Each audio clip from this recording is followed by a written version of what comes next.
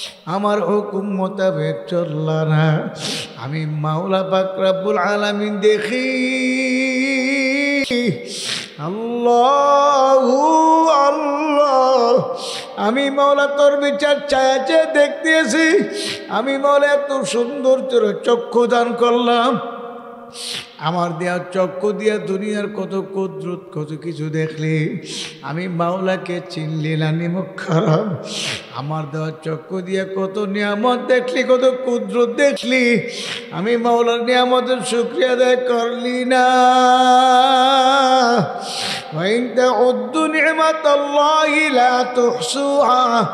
আমার অসংখ্য গণিত নিয়ামত তোরা ভোগ করতে আছ, আমার নিয়ামত খায়ালিয়া ভোগ করিয়া আমার হুকুম মানলি না। আমি দৈনিক 5 বার তোদেরকে ডাকতেছি, আয় হাইয়া আলাস সালাহ, আয় নামাজের দিকে আয়, হাইয়া আলাল ফালাহ, আয় কামিয়াবির দিকে আয়। আমার হুকুম নামাজ আদায় করলি না। আমি মাওলা তোদেরকে দৈনিক 5 বার ডাকলাম, একবারও নামাজে পাইলাম না। আমি তোদেরকে দৈনিক 5 বার ফজরের সময় ডাকলাম, মাগরিবে ডাকলাম, এশায় ডাকলাম, জোহর আসরে ডাকলাম, আমি মাওলা তোদেরকে পাইলাম না। আমি মাওলা কিন্তু সারব না। আমার মাওলা ডাক দেয় বলে, নিমক কারণের দলারা, মুসলমান হয়ে তারপর কিন্তু কবরে আসিস।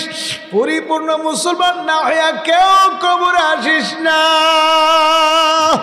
ইসলামের ভিতরে দাখিল হয়েছ তো পরিপূর্ণ দাখিল হয়ে যাও। যেরকম সুবহানাল্লাহ। এক পা ইসলামের ভিতরে আর এক পা ইসলামের বাইরে, এইভাবে চলবে না, চলবে না। ইসলামের ভিতরে পুরোপুরি দাখিল হওয়ার জন্য কে বলছে? আরো জোরে বলেন কে? আমার আল্লাহ বলে, ইয়া আইয়ুহাল্লাযীনা আমানু দুখুলু ফিস-সিলমি কাফা, হে ঈমানদাররা ইসলামের ভিতরে পরিপূর্ণ প্রবেশ করো। আল্লাহ আল্লাহ, পরিপূর্ণভাবে ইসলামের ভিতরে দাখিল হয়ে যাও। এখন আমার শায়েখ মুর্শিদ বলতেন, এক পা ইসলামের ভিতরে আর এক পা ইসলামের বাইরে, অর্থাৎ এক পা ঘরের ভিতরে আর এক পা ঘরের বাইরে। লোকটাকে কেউ বলবো না লোকটা বাইরে, কেউ বলবো না লোকটা ভিতরে, সবাই বলবে লোকটা বাইরেও না ভিতরেও না, মাঝামাঝি অবস্থায়। কথা ঠিক নেবে ঠিক। দরওয়াজার মাঝখানে যদি কেউ দাঁড়ায় থাকে, এক পা ভিতরে আর এক পা বাইরে রাখে, কেউ তাকে পছন্দ করে না, ভালোবাসে না, কেউ তারে ভালো বলে না, সবাই তারে মন্দ বলে, গালিগালাজ করে, তাকে ধমক দিয়ে হাম্মুক। এক পা বাইরে আর এক পা ভিতরে, কেমন ভাবে দাঁড়ায় রইছ? অথবা বাইরে ঢুকুন অথবা ভিতরে চলে যাও। আব্দুল্লাহ ইবনে সালাম রাদিয়াল্লাহু তাআলা আনহু ইহুদি ধর্মের একজন বড় আলেম ছিল। আল্লাহর হাবিবের কাছে এসে কালিমা পড়তে আসলেন। যেরকম সুবহানাল্লাহ। আল্লাহর হাবিব সাল্লাল্লাহু আলাইহি ওয়াসাল্লাম তার সম্মানে আল্লাহর হাবিব রুমাল বিছায়া দিয়ে বলে, হে আব্দুল্লাহ ইবনে সালাম, রুমালে বসে যাও। তুমি ইহুদি ধর্মের বিরাট বড় একজন পণ্ডিত ছিলা। আল্লাহর হাবিবের কাছে কালিমা পড়ে মুসলমান হয়ে গেল। মুসলমানদের জন্য উটের গোশত খাওয়া হালাল, ইহুদি ধর্মের জন্য উটের গোশত খাওয়া হারাম ছিল। ইহুদি ধর্মের আলেম, ইহুদি ধর্মের লোকেরা উটের গোশত খাইতো না, উটের গোশত খাওয়া তাদের জন্য হারাম ছিল। মুসলমানদের জন্য নবী মুহাম্মদুর রাসূলুল্লাহ সাল্লাল্লাহু আলাইহি ওয়াসাল্লাম তার উম্মতের জন্য উটের গোশত খাওয়া হালাল। বলেন আলহামদুলিল্লাহ। কিন্তু আব্দুল্লাহ ইবনে সালাম তো আগে কোনোদিন উটের গোশত খাই নাই, আগে তো ইহুদি ধর্মের মধ্যে ছিল। কিন্তু মুসলমান হওয়ার পরে সাহাবাদের সঙ্গে খানা খাইতে বসলে যখন উটের গোশত আসে, তিনি উটের গোশতকে 5 কাটিয়া যা, উটের গোশতটা তিনি খাই না। সাহাবায়ে কেরাম বলেন, ব্যাপার কি? আপনি প্রত্যেক সময় সময় দেখি উটের গোশত আসলে আপনি খান না, ধরেনও না, শোনো না, আপনি এটাকে 5 কাটিয়া চলিয়া যান। উটের গোশতর ব্যাপার আপনার সময় সমস্যাটা কি বলেন? তখন তিনি বলেন, তোমরা খাও, আমার একটু সমস্যা আছে। বলে, আপনার কি সমস্যা বলেন? আমার সমস্যা হইল আমি কোনোদিন উটের গোস্ত আগে খাই নাই, আমার আগের ধর্মে উটের গোস্ত খাওয়া হারাম ছিল, না খাইতে খাইতে তারপরে একটা ঘৃণা জমিয়া গেছে, ওই ঘৃণার কারণে আমি উটের গোস্ত খাই না, তোমরা খাও। এই যে বলছে আমার ঘৃণা জমিয়া গেছে, এ কথা আমার আল্লাহর দরবারে পছন্দ হয় না। আমার আল্লাহ আয়াত নাযিল করলো, ইয়া আইয়ুহাল্লাযীনা আমানু দুখুলু ফিস-সিলমি কাফা, হে ঈমানদাররা ইসলামের ভিতরে পরিপূর্ণ দাখিল হয়ে যাও, পরিপূর্ণ ইসলামের ভিতরে প্রবেশ করো।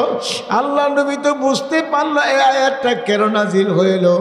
আল্লাহর হাবিব আব্দুল্লাহ ইবনে সালামকে ডাক দিয়ে বলল, হে আব্দুল্লাহ ইবনে সালাম, আয়াত নাযিল হয়ে গেল, তুমি উটের গোস্ত খাও নাই কেন? আমার আল্লাহ বলছে ইসলামের ভিতরে পরিপূর্ণভাবে প্রবেশ করার জন্য। তুমি ইসলামের ভিতরে দাখিল হয়েছো, কালিমা পড়ে মুসলমান হয়ে গেলা, আবার ইহুদি ধর্মের কালচার তোমার ভিতরে লালন করো, হবে না, হবে না। ইসলামের ভিতরে পরিপূর্ণ প্রবেশ করা লাগবে। বলি, আর রাসূলুল্লাহ পরিপূর্ণ প্রবেশ করতে কি করা লাগবে? আমার আল্লাহ বলছে এই মুহূর্তে উটের গোশত খাইয়া তোমার প্রমাণ করতে হবে তুমি ইসলামের ভিতরে পরিপূর্ণ প্রবেশ করছো। জোরে বলুন সুবহানাল্লাহ। হে আমার চাঁদপুরের ভাইয়ারা, উটের গোশত জীবনে যারা একবারও খান নাই, জীবনে অনেক লোক আছে উট জীবনে নিজের চোখে দেখাও নাই, কথা ঠিক না ঠিক?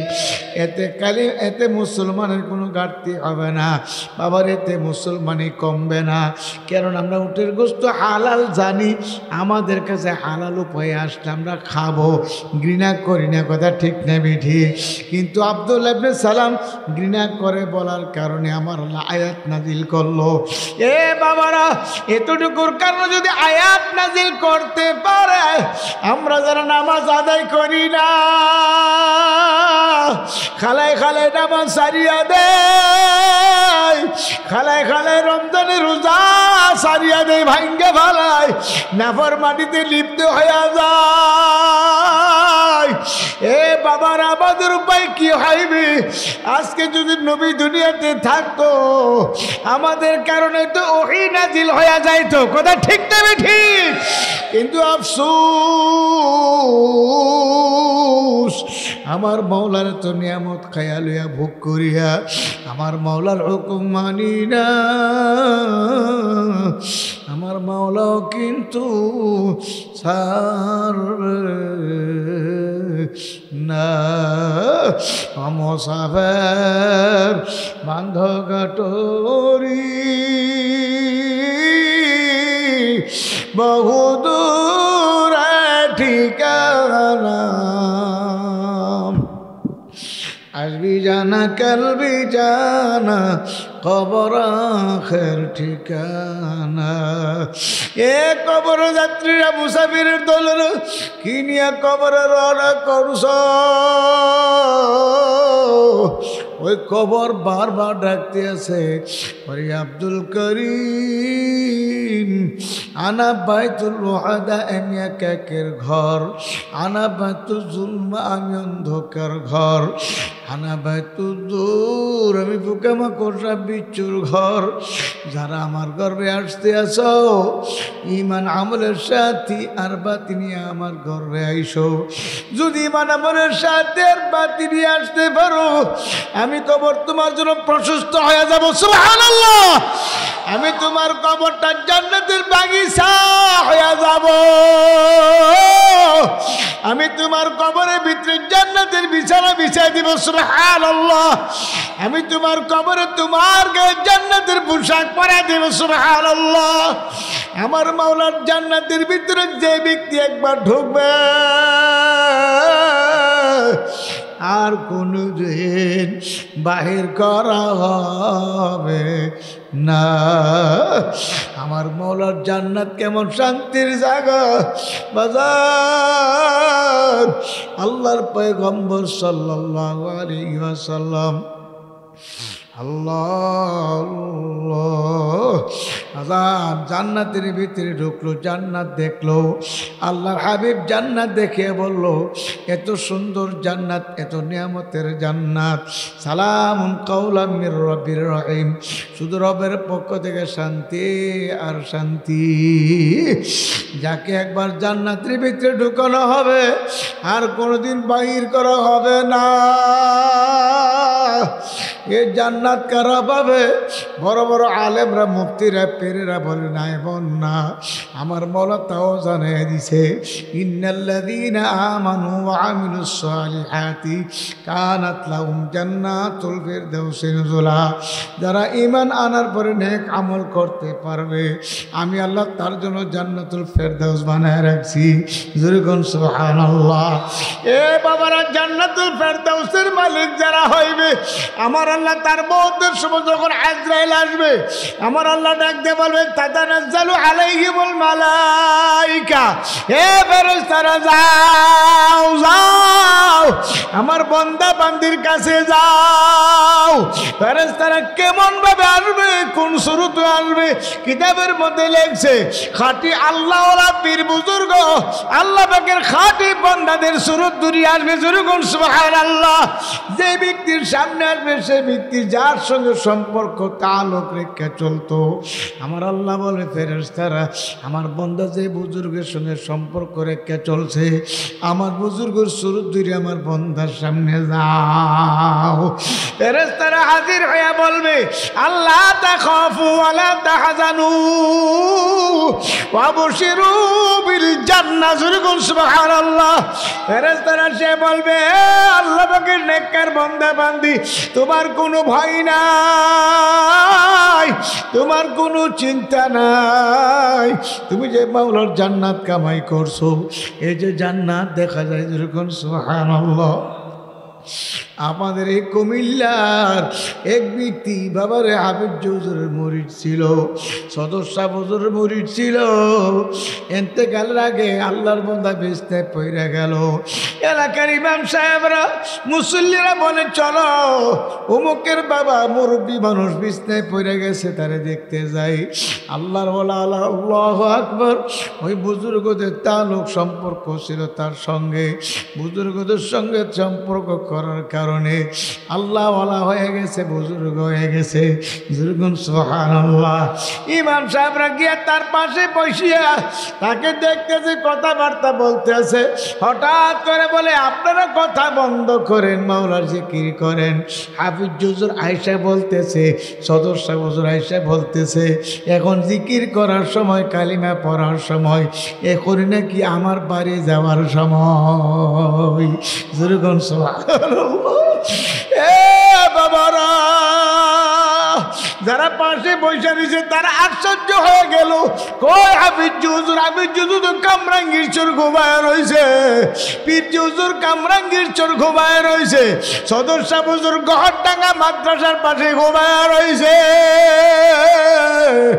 এখন সে বলে, হাফিজ হুজুর কাছে বসে রয়েছে, পীর হুজুর বসে রয়েছে, সদস্য বসে রয়েছে, কই আমরা তো দেখি না। তখন বলে, তোমরা দেখবা না, আমার পাশে বসে বসে বলতে আছে, এখনই কালিমা পড়ার সময়, কালিমা লা ইলাহা ইল্লাল্লাহু মুহাম্মাদুর রাসূলুল্লাহ, কালিমা পড়তে পড়তে দুনিয়া থেকে বিদায় হয়ে গেল। আল্লাহর হাবিব বলেন, মান ক্বালা লা ইলাহা ইল্লাল্লাহ, আমার নবী বলে যে ব্যক্তির জীবনের শেষ কথা হবে লা ইলাহা ইল্লাল্লাহ, আমার আল্লাহ তার ঠিকানা জান্নাতে পৌঁছায়া দিবে। এ বাবারা, কালিমার জবানে আসবে কখন আসবে? কালিমা তো ভিতরে থাকা লাগবে, কথা ঠিক নেবে ঠিক। কুল্লু ইদাইয়াতে রস্যা বিমা ফিহি, যে পাত্রে যা থাকে কাজ করলি তাই পড়বে। একটা গ্লাসে পানি থাকলে কাজ করলে পানি পড়বে, শরবত থাকলে কাজ করলে শরবতই পড়বে। যদি কোনো কিছু না থাকে, কিছু তো পড়বে না। বাবারা, ওই যে গেছিলাম মুরাদনগর দিলালপুর, চরমনের একজন মরিদ ছিল, বিডিআরের চাকরি করতেন। আমার পাশে মুজাহিদরে বসে বলে, হুজুর আমাদের দিলালপুরের মুজাহিদ বিডিআর দুনিয়ার থেকে চলে গেল। আল্লাহর বন্ধু সবসময় মাথায় পাগড়ি পরে রাখতেন, লম্বা জামা গায়ে রাখতেন। আল্লাহু আল্লাহ। আল্লাহর বন্ধু ইন্তেকালের সময় ছেলে মেয়ে পাশে বসে রয়েছে, স্ত্রীও পাশে বসে রয়েছে। হঠাৎ সামনের দিকে তাকায় বলে, আসসালামু আলাইকুম ওয়া রাহমাতুল্লাহ। যখন সালাম দিল, ছেলে মেয়েরা বলল, আব্বু আপনি কাকে সালাম দিলেন? কেউ তো আমাদের ঘরে ঢোকে নাই। আল্লাহ আল্লাহ। তখন তিনি বলতে আছে, আল্লাহ তোমরা চিনবা না, বুঝবা না, আমি কাকে সালাম দিছি তোমরা বুঝবা না, কাজে তোমরা জিকির করো লা ইলাহা ইল্লাল্লাহ। এরকম ভাবে মাওলার জিকির শুরু করিয়া দিল। জিকির করতে করতে করতে করতে করতে করতে আল্লাহর বন্ধু দুনিয়া থেকে চলে গেল। এত সুন্দর মরণ, বাজান মহতের সময় কালিমা পড়তে পড়তে বিদায় হয়ে গেল। সুরগুন সুবহানাল্লাহ। এ বাবারা, সবাই কবরে যাত্রী, কেউ দুনিয়াতে থাকতে পারবো না। তবে কি নিয়ে কবরে রওনা করলাম? কবর তো অন্ধকার ঘর, পোকামাকড়ের ঘর। এ বাবারা, আজকে বশিরুল্লাহ রহমাতুল্লাহ আলাইহি দুনিয়াতে নাই। আমার মওলা তাকে কেমন কবুল করা করছে। ছিল আলেম হাফেজ, নাদিরত করে আলেম হাফেজ, মুফতি মুহাদ্দিস। আমার মওলা কেমন কবুল করা করলো। এই আল্লাহর বান্দার বংশ থেকে কত মানুষ হাফেজ আলেম হয়ে দিয়েছে, কথা ঠিক না ঠিক? আল্লাহ আল্লাহ, আমার মালিকের দরবারে প্রিয় হয়ে গেল। আমার মালিকের দরবারে প্রিয় হয়ে গেল। আল্লাহ আল্লাহ। যদি আমার মাওলার কাছে প্রিয় হইতে পারি, আমার মাওলা পথে ফালাইয়া দিবে না, নদীতে বাসায় দিবে না, আগুনও ফালাইয়া দিবে না। আমার মাওলা টান্না টান্না রহমতের কুলে জড়াইয়া লইবে। সবাই বলেন সুবহানাল্লাহ। এই জন্য আমার বাজানদেরকে বলবো, নিঃশ্বাসের নাই বিশ্বাস। কার বাড়ির দরজায় কখন মালাকুল মউত আজরাইল হাজির হয়ে আছে, আমারও জানা নেই, আপনাদেরও জানা নাই। আজকের মাহফিল কি জীবনের শেষ মাহফিল মনে করিয়া চক্ষুটারে একটু বন্ধ করে মনের বোঝাবো রে মন, কি নিয়ে রওনা করছো রে মন। ওরে মন, কি নিয়ে রওনা করছো? ওই কবর তো নির্জন ঘর, অন্ধকার ঘর। ওই অন্ধকার ঘরের ব্যাপারে আল্লাহর হাবিব বল, উম্মতেরে আল্লাহু আল্লাহ, যদি অন্ধকার কবরে যদি এই গুনাহ নিয়ে রওনা করো, তবে ভালো করে জানিয়া নাও, অন্ধকার কবর এমন কবর হইবে। আল্লাহর হাবিব তো বলছে, নাফরমান গুনাহগারদের কবরে তো কঠিন হইবে। একটা সেকেন্ডের আযাব সহ্য করার ক্ষমতা কোনো মানুষের নাই। এ বাবার, আমার মালিকের আযাব বড় কঠিন। আমার মালিকের আযাব বড় কঠিন। আল্লাহু আল্লাহ। আল্লাহর হাবিব সাল্লাল্লাহু আলাইহি ওয়াসাল্লাম বলেন, আমার মালিকের আযাব কেমন কঠিন। আল্লাহর হাবিব ব্যাখ্যা করে, কোরআনের আয়াতের ব্যাখ্যা। আমার মাওলা তো বলতে আছে, আম্মা মান সাকুলাত মাওয়াজিনুহু ফাহুয়া ফি ঈশাতির রাদিয়া ওয়া আম্মা মান খাফফাত মাওয়াজিনুহু ফাউম্মুহু হাবিয়া। আমার আল্লাহ বলে, হাবিয়া জাহান্নাম কেমন কিছু তোমরা জানো হাওয়া জাহান্নাম বড় ভয়ানক আযাব, এমন কঠিন আযাব আমার মাওলা পাক রব্বুল আলামিন রাখছে। হাওয়া জাহান্নামের আগুন ব্যাপার আমার মাওলা কালামে পাকে বলে নারুন হামিয়া, হাবিয়া প্রজ্বলিত আগুন, এমন আগুন মাওলা জাহান্নামের আগুন বানাইছে, একটা সেকেন্ডের আগুন সহ্য করার ক্ষমতা কোনো মানুষের নাই। চরমনার মরহুম ইসহাক রাহমাতুল্লাহ আলাইহির ঘটনা শুনছি। বাবারে সফর করিয়া বাড়ি আসিয়া ছেলে মেয়েদের নিয়ে কি দোস্তরে খাইতেন। আল্লাহ আল্লাহ, একদিন আল্লাহর কুতুব জোহরের পরে খানার জন্য ছেলে মেয়েদের নিয়ে বসিয়া প্লেট নিয়ে রেডি হইয়া রয়েছে, খানা আসতে দেরি হইতে আছে। হুজুর বলল বাবারা তোমরা বসো, তোমার আম্মাজান খানা দিতে দেরি করে কেন, আমি দেখে আসি। হুজুর হাঁটতে হাঁটতে পাকঘরের দরজার সামনে যায় দেখে হুজুর বিবি চুলার আগুনের দিকে ছায়া ছায়া কান্দে। হুজুর বলল বিবি আপনি কান্দেন কেন, লাকড়ি চুলা পাক করতে কষ্ট এজন্য কান্দেন নাকি? হুজুর বিবি বলছিল হুজুর না আমি এজন্য কান্দি না, আমি কান্দি আগুনের দিকে তাকায় আমি কান্দি। এ দুনিয়ার সামান্য আগুনের ভিতরে এত শক্ত লাকড়ি বরাক বাঁশের গোড়া ঢুকেছি, এক মাথা দিয়ে আগুন ধরছে আরেক মাথা দিয়ে ফুসফুস করে ধোঁয়া আসতে আছে।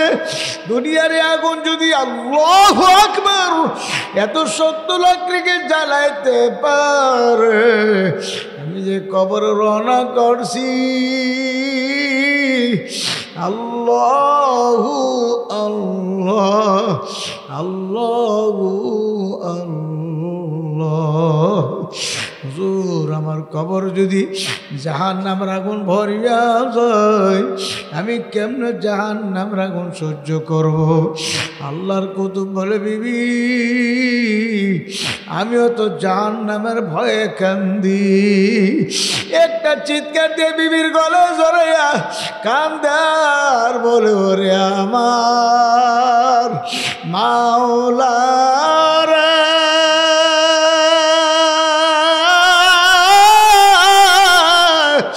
ওরে আমার মাহবুব রে, তুমি যদি মাফ না করো এ আগুন কেমনে সহ্য করব রে। আরে আল্লাহ আল্লাহ, হে আমার মুরব্বী বাবারা,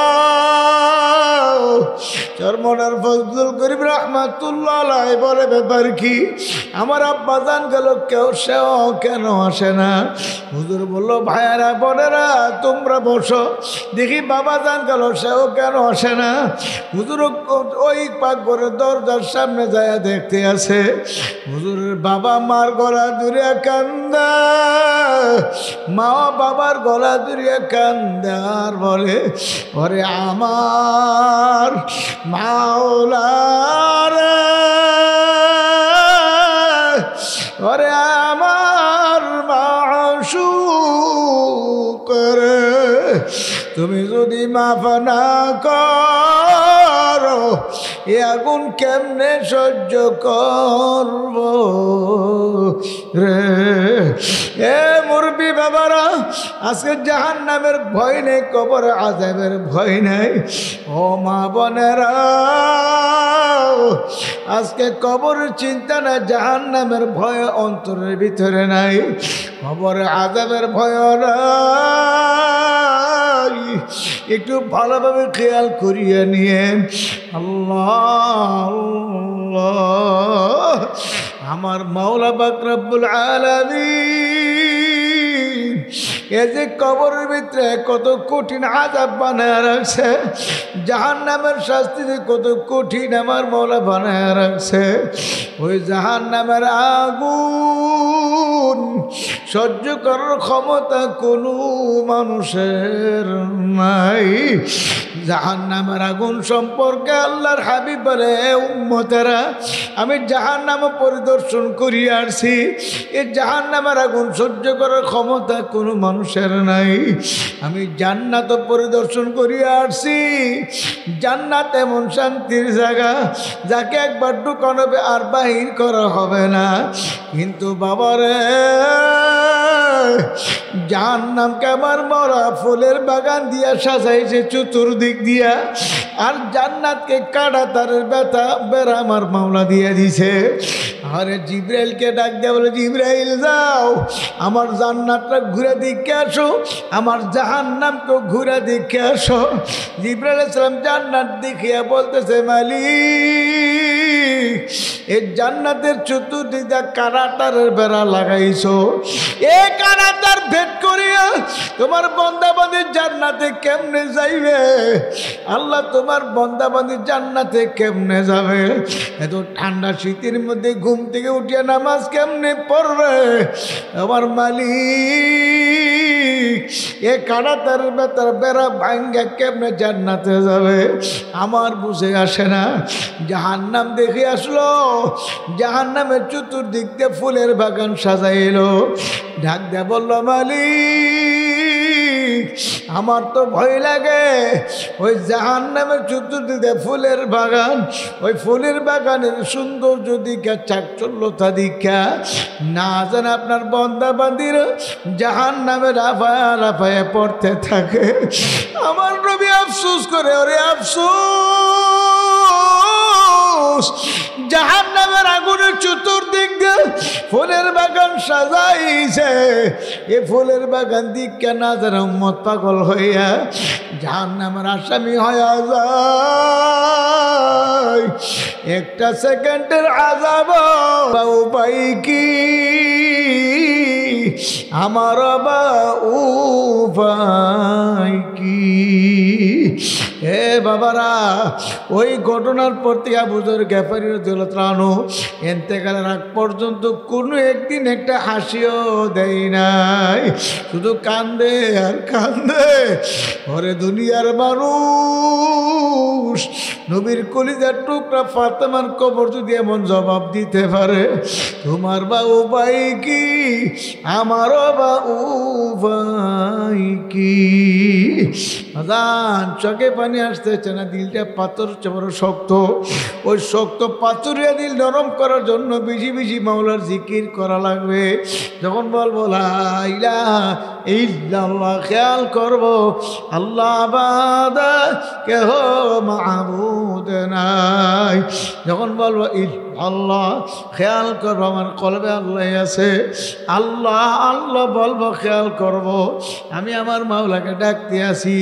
আমার মাওলা বলে, বন্দা বান্দি বোলাও কা ডাকো কা, আমি তোমার সঙ্গে আছি। লা ইলাহা ইল্লাল্লাহ, লা ইলাহা ইল্লাল্লাহ, লা ইলাহা ইল্লাল্লাহ, লা ইলাহা ইল্লাল্লাহ, লা ইলাহা ইল্লাল্লাহ, লা ইলাহা ইল্লাল্লাহ, লা ইলাহা ইল্লাল্লাহ, লা ইলাহা ইল্লাল্লাহ, লা ইলাহা ইল্লাল্লাহ, লা ইলাহা ইল্লাল্লাহ, লা ইলাহা ইল্লাল্লাহ, লা ইলাহা ইল্লাল্লাহ, লা ইলাহা ইল্লাল্লাহ, illallah, la ilaha illallah, la ilaha illallah, la ilaha illallah, la ilaha illallah, la ilaha illallah, la ilaha illallah, la ilaha illallah, la ilaha illallah, la ilaha illallah, la ilaha illallah, la ilaha illallah, la ilaha illallah, la ilaha illallah,